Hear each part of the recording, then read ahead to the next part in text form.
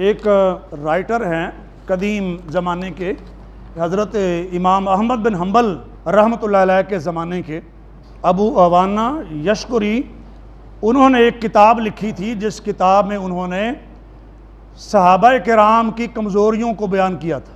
تو وہ ساری خامیاں انہوں نے ایک کتاب میں جمع کر دی۔ اب خامیاں تو انسانوں میں ہوتی ہیں، لیکن جب ساری اکٹھی کر کے ایک جگہ پہ رکھیں گے تو اس سے پیغام غلط جاتا ہے۔ کتاب کا نام تھا معایب اصحاب النبی صلی اللہ علیہ وسلم۔ یہ معایب عیب کی جمع ہے، نبی علیہ السلام کے صحابہ کے عیوب، نقائص، خامیاں، کمزوریاں۔ سلام بن ابن موتی ایک عالم دین تھے، وہ ان کے پاس گئے اور اس خواہش کا اظہار کیا کہ میں آپ کی وہ کتاب دیکھنا چاہتا ہوں جس میں آپ نے صحابہ کرام کے عیوب کو جمع کیا۔ اس نے وہ کتاب ان کو دے دی کہ شاید ان کو ضرورت ہے یا دیکھنی ہے، پڑھنی ہے۔ سلام بن ابی موتی نے اس کتاب کو جلا دیا۔ کیا کیا؟ یاد رہے گا؟ وہ کتاب جس کتاب میں صحابہ کرام کے نقائص کو، خامیوں کو جمع کیا گیا تھا، سلام نے اس کتاب کو جلا دیا۔ امام احمد بن حنبل سے پوچھنے والے نے پوچھا اسے کوئی گناہ تو نہیں ہوگا؟ گناہ تو نہیں ہوگا؟ فرمایا کیا کہا؟ میں ذرا کھول دوں بات کو تاکہ سمجھ آئے۔ کیا کہہ رہے ہیں؟ گناہ نہیں ہوگا؟ کیا کہا؟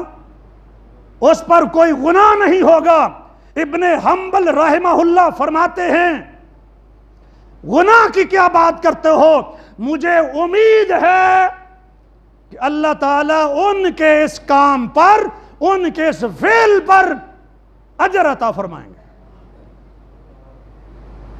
گناہ کی بات کرتے ہو، چونکہ اس سے پیغام غلط جاتا تھا، اس لیے امام احمد بن حنبل رحمہ اللہ فرماتے ہیں اللہ تعالیٰ اس کو اجر عطا فرمائیں گے۔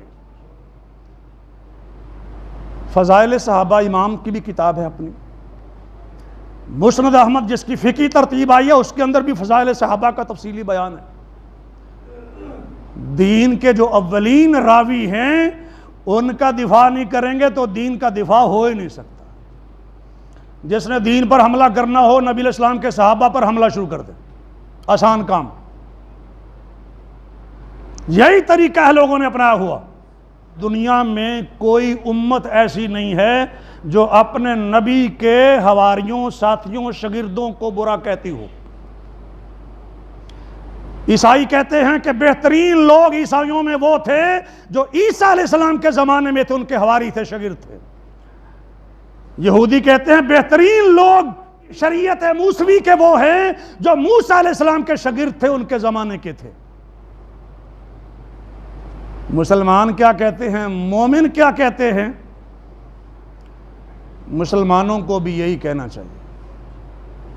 میں کسی کو تو کچھ نہیں کہتا، لیکن نصیحت ضرور کرتا ہوں کہ مسلمانوں کو بھی یہی کہنا چاہیے، اس لیے کہ قرآن نے بھی یہی کہا ہے، نبی علیہ السلام نے بھی یہی کہا ہے، بے شمار احادیث میں بھی یہی کہا گیا ہے، خیر القرون کے لوگ ہیں۔